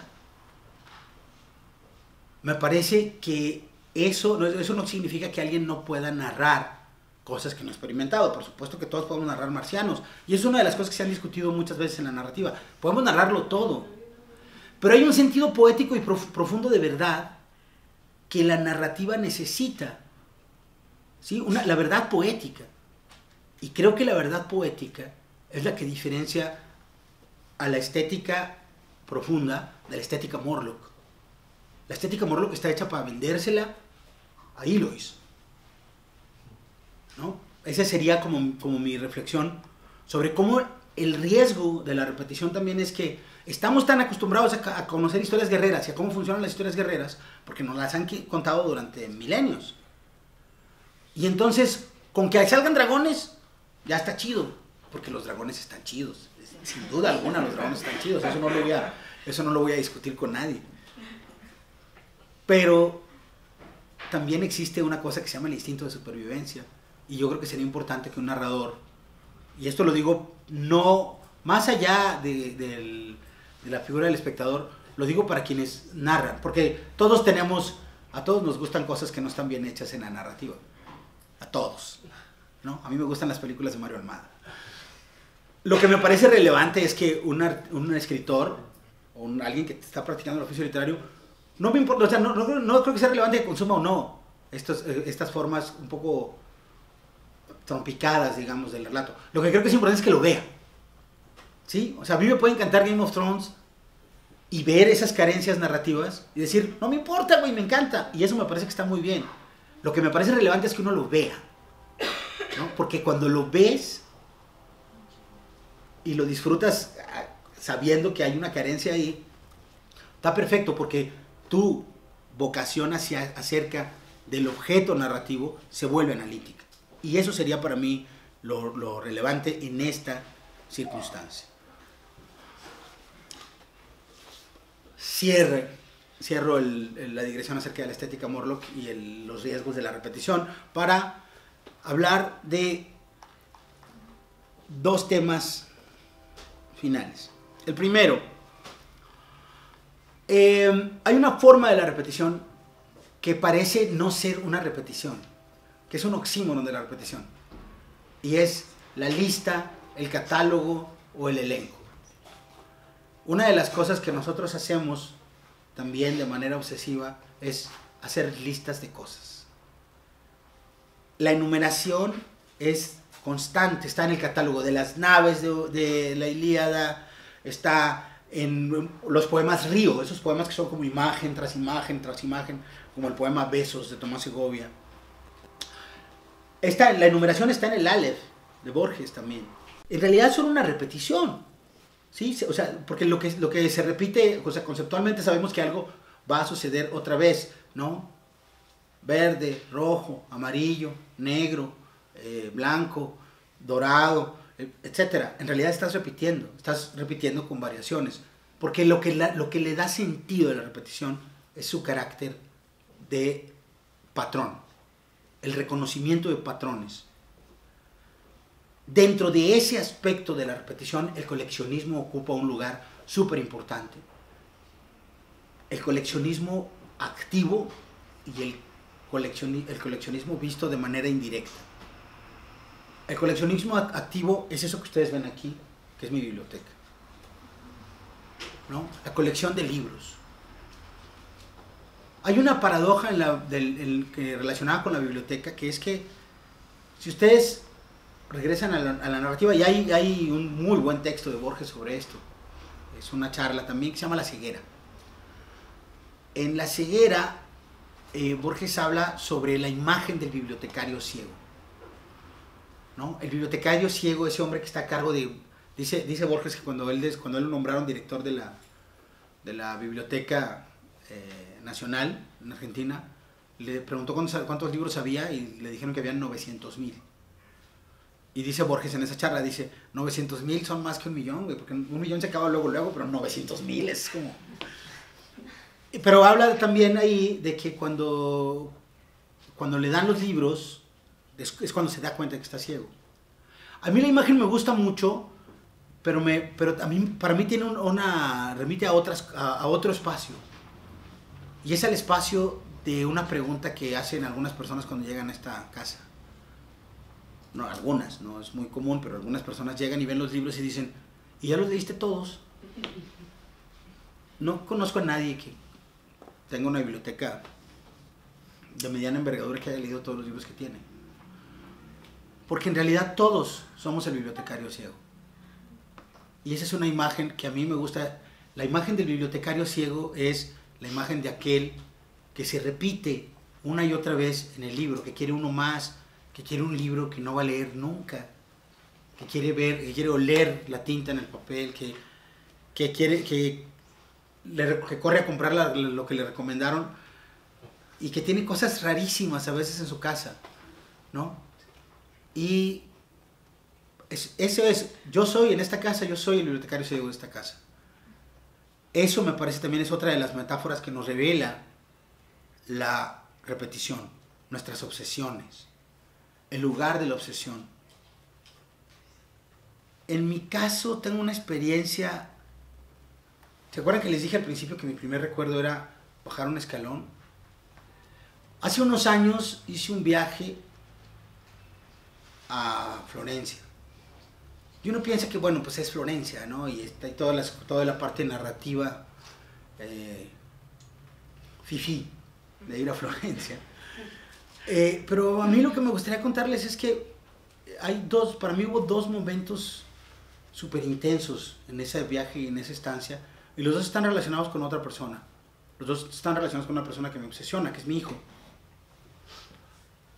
El momento más radical, fuimos a ver museos y ya sabes, todo el tema, no me voy a tener en el kit florentino básico, pero hay un campanario que se llama la Torre de Giotto, el campanario de Giotto, que fue construido por Giotto para ser el campanario de la iglesia de Santa María di Fiore, y que pues no es nada más que un cubo muy alto. O sea, es una gran obra arquitectónica y histórica, etcétera, etcétera. Pero pues básicamente es un cubo de escalera muy alto. Y mi hijo decidió que lo íbamos a subir. Esa para mí era una época difícil porque pesaba como, no sé, 30 kilos más que ahorita o 40 a lo mejor. Y además no tenía nada de condición física. Entonces fue una chinga absoluta subir el campanario de Giotto. Y para que mi hijo no corriera, le dije, vamos a subirlo, agarrados de la mano, y vamos a decir, dije yo, la frase que se me ocurrió, festina lente, que es un dicho latino que significa apresúrate despacio. Y entonces subimos el campanario de Giotto diciendo, festina lente, escalón por escalón, festina lente. En un momento del ascenso, yo ya me había fugado, ya estaba en el lado del éxtasis. Y me di cuenta que la experiencia poética funciona así para mí. Esa es la experiencia poética para mí. El momento en el que la repetición te lleva a un estado suficiente y esto para mí es lo importante, para no tener que escribir. Es la primera vez que cuento esto, me pareció pertinente contarlo en una charla sobre la repetición, pero no tengo que escribir un poema acerca de subir, espero no tener nunca que escribir un poema acerca de subir el campanario de Giotto, porque la experiencia fue en sí misma poética, para mí. No sé si estoy cometiendo una indiscreción en realidad al contarla ahora, pero me parece relevante decir que una de las razones por las que escribimos, creo yo, por las que el oficio vale la pena, por las que vale la pena aprender este oficio, es para dejar de escribir. Hay una pulsión ahí debajo de muchos de nosotros que quiere ganar algo de la escritura. Y lo entiendo muy bien, de la escritura o de cualquier disciplina artística a la que se dediquen, la que podemos poner, etc. Pero yo creo que llega un momento en el que la experiencia, la experiencia estética, el aprendizaje de los procesos de creación tienen esta segunda capa donde de pronto ya no es necesario hacer, es decir, haces esto para no tener que hacerlo. Y eso me parece que es uno de los momentos más interesantes en mi experiencia acerca de la repetición en el arte. En ese mismo viaje del que les hablo, León me arrastró a un lugar que era un museo que estaba muy lejos de los museos bien ubicados de Florencia, y es un museo bastante conocido, pero no, digamos, como que no figura en los grandes recorridos turísticos, que es el Museo Frederick Stibert. El Museo Stibert de Florencia es obra de un coleccionista, Frederick Stibert, de armas y de armaduras. Y es un güey que básicamente tuvo mucho dinero y viajó por el mundo comprando y coleccionando una colección de armas, armaduras, etc.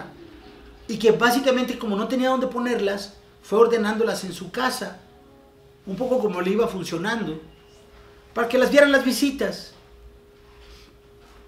Hasta el punto que, como en Casa Tomada, todas estas espadas samuráis, armaduras medievales, floretes, etcétera, se fueron adueñando del palacio, porque era un palacio su casa, un pequeño palacio en una colina en Florencia. Y lo único que quedó, lo único que dejó libre fue un gran comedor para poder recibir a sus amigos, invitarlos a comer, para luego mostrarles su colección de armas. Y además de ese museo y ese salón de banquetes y la cocina, me imagino, solo quedaron 2 habitaciones. Estas 2 habitaciones eran un cuarto muy pequeño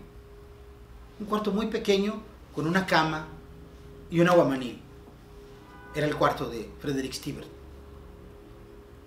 Y al lado de esa habitación, una habitación grande y suntuosa, muy equipada, con pintura en el cielo raso, una habitación suntuosa, que era la habitación de su mamá.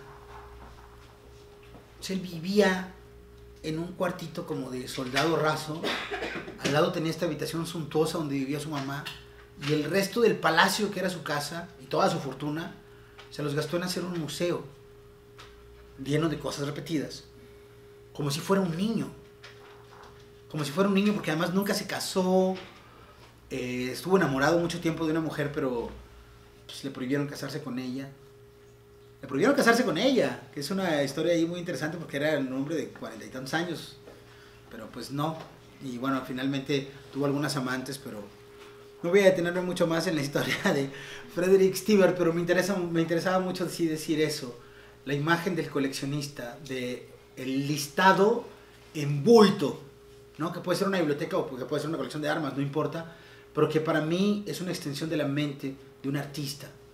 Un artista tiene que tener un museo de Frederick Stibert en la mente. Hay un lugar en el que uno necesita tener una colección. Sin una colección de cosas repetidas, es muy difícil hacer una obra artística. El bagaje que necesita, digo, si lo puedes tener en tu casa, Oscar Wilde decía que no importaban las cosas. Oscar Wilde decía, que no importaba como lo profundo de las emociones. No, que lo que importaba eran las cosas bonitas. Y que iba a tener cosas bonitas en la casa porque lo único verdaderamente trascendente era la belleza de las superficies, digamos. O sea, Oscar Wilde es un tipo que, a mí me parece muy conmovedor esto, lo cuenta Hernán Bravo Varela en un libro de ensayos que va a publicar. Oscar Wilde es un tipo que demandó al Lord, que era su amante, lo contrademandó porque lo acusaba de sodomía. Y lo que más le encabronó a Wilde es que lo acusaran con errores ortográficos. No, me parece que es una cosa súper... que además describe de cuerpo entero la figura de Oscar Wilde, ¿no? En fin, hay un tema relacionado con la repetición que es el de la parodia. No voy a abundar en él porque he escrito mucho sobre él en otros lugares. Voy a decir rápido que en el Ulises de Joyce, bueno, es toda aparece todo el lenguaje de la parodia, no solo acerca de de Homero, sino acerca de el estilo de las sergas y de las sagas nórdicas. Cuando llegan al bar, si ustedes se acuerdan más o menos de los Ulises, cuando llegan al bar, después donde están en la parte del velorio, cuando llegan al bar, hay un tipo en la puerta sentado y tiene un perro ahí y lo describe como si fuera un héroe vikingo, ¿no? Con un lenguaje completamente anticuado. Entonces, esto se hace mucho también en la literatura. Guillermo Cabrera Infante juega todo el tiempo con el lenguaje del bolero en sus novelas, ¿no? Lo mismo Severo Sarduy con el lenguaje de los siglos de oro para describir a un par de vestidas en las calles de La Habana, quiero decir, en el siglo XX. Entonces, la parodia es un ejercicio de la repetición. Genet dice que la parodia es una oda paralela y que en la medida en que más se acerca a su modelo inicial, tiene más oportunidades de lograr belleza profunda. Una de las grandes parodias de la época moderna es una obra de teatro que se llama Rosencrantz y Guildenstern han muerto. En esta obra, la obra está basada en una frase de Hamlet de Shakespeare. En Hamlet hay un momento en el que mandan a dos personajes con Hamlet a las cortes, con la orden de que lo maten. Hamlet se escapa y luego no volvemos a saber nada de los personajes, se le quedan colgados a Shakespeare por ahí. Se le pierden y eventualmente, en algún momento, se acuerdan.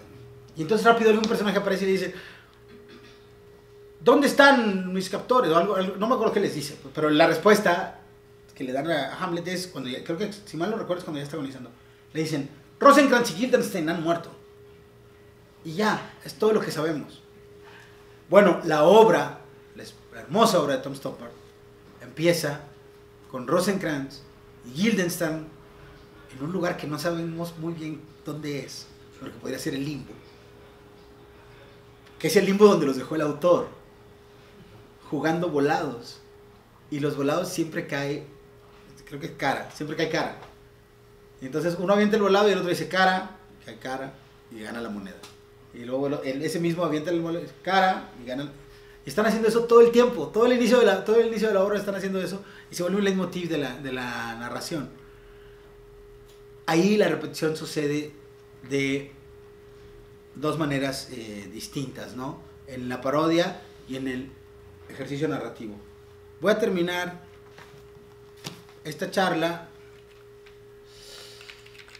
que ya fue un poco larga, ya duró lo mismo que las anteriores. Entonces, perdón, se han sido largas, son como de 1 hora 40.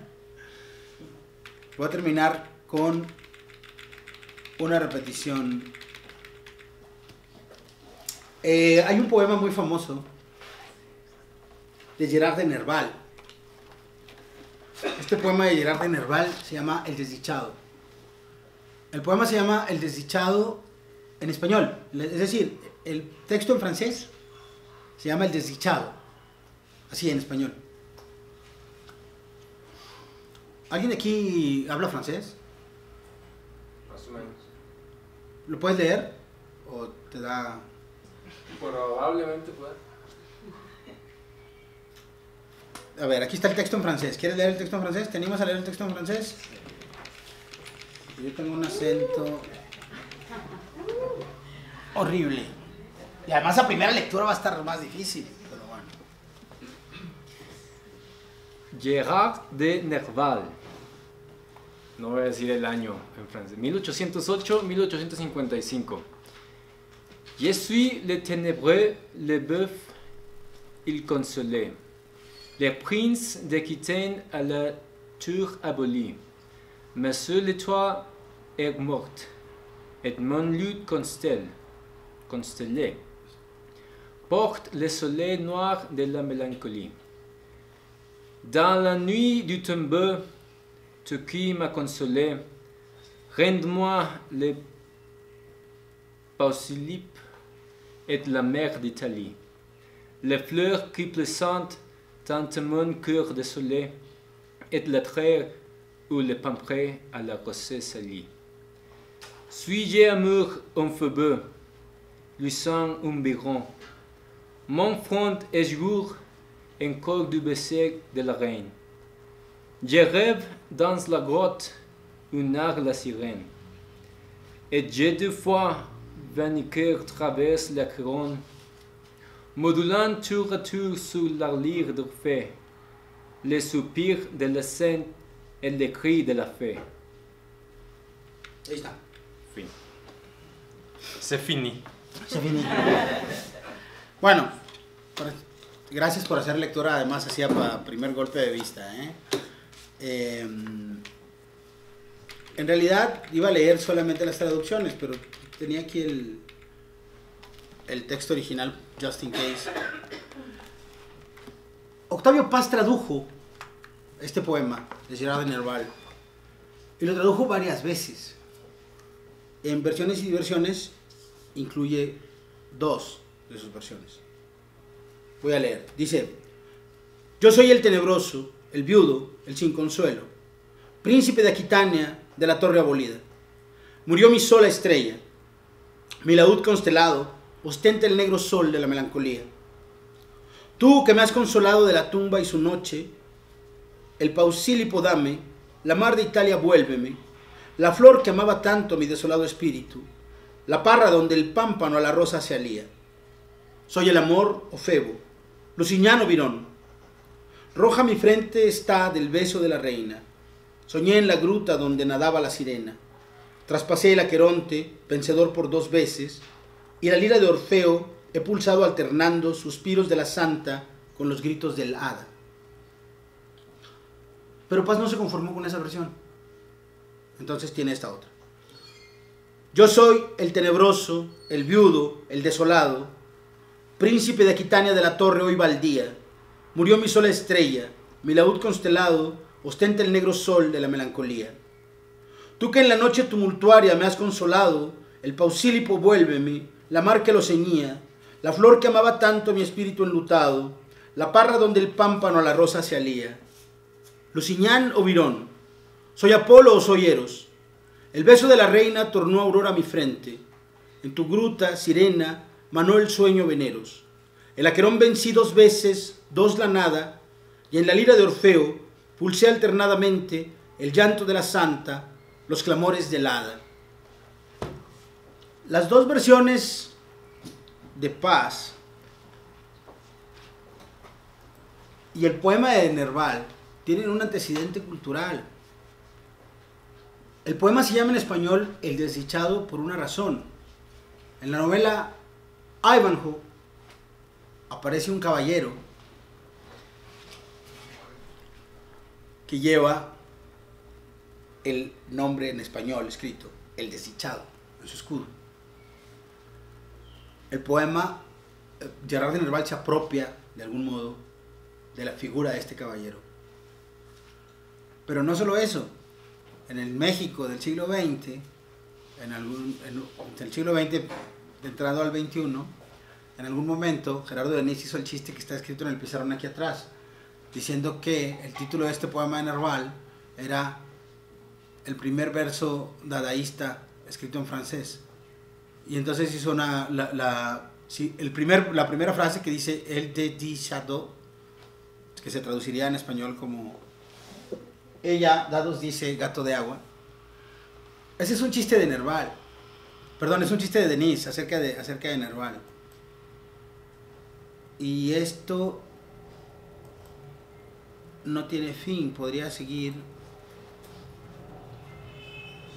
y seguir. Pero voy a terminar con... ¿dónde está?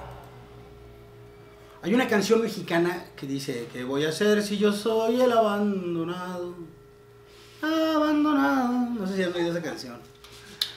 Pero entonces dije yo, oye, güey, el desdichado de Nerval se puede traducir al mexicano. Y entonces escribí esta versión que dice así: ¿qué voy a hacer si yo soy el abandonado? Príncipe de la torre de cristal de un tequila. Si en espuma indolente mi estrella se deshila y pierdo mi guitarra en el sol de un volado. Tú que en esta parranda me consuelas la suerte, Tírame al basurero del mar como a una carga. Dame de esa botana rencorosa y amarga, esa flor del olvido, hermana de la muerte. Soy padrote o poeta, mariachi o malnacido. Tengo en la boca rastros de rojo por el beso de la chalupa y buenas. Su desdén es mi peso. 2 veces me les caigo, briago y enfebrecido, pero sigo cantando versos a quienes pidan. Las mustias los elogian, las putas los olvidan. Ese es solo un ejemplo más de el mismo poema hecho una y otra y otra y otra vez. La repetición, y eso tiene que ver con este momento que ya están ustedes cansados, lo sé. La repetición es un momento de extenuación. Dice $1 Million Baby, en $1 Million Baby dice uno de los personajes, dice, tienes que poner a un boxeador a hacer un movimiento una y otra y otra y otra vez hasta que le duela, hasta que ya no pueda ni pensar y la próxima vez lo haga de manera automática. La repetición en la mente de un escritor es esto que acabamos de hacer en este momento. Hay un momento en el que ya no puedo más, güey. Más, güey. Esa es la única manera. Gracias.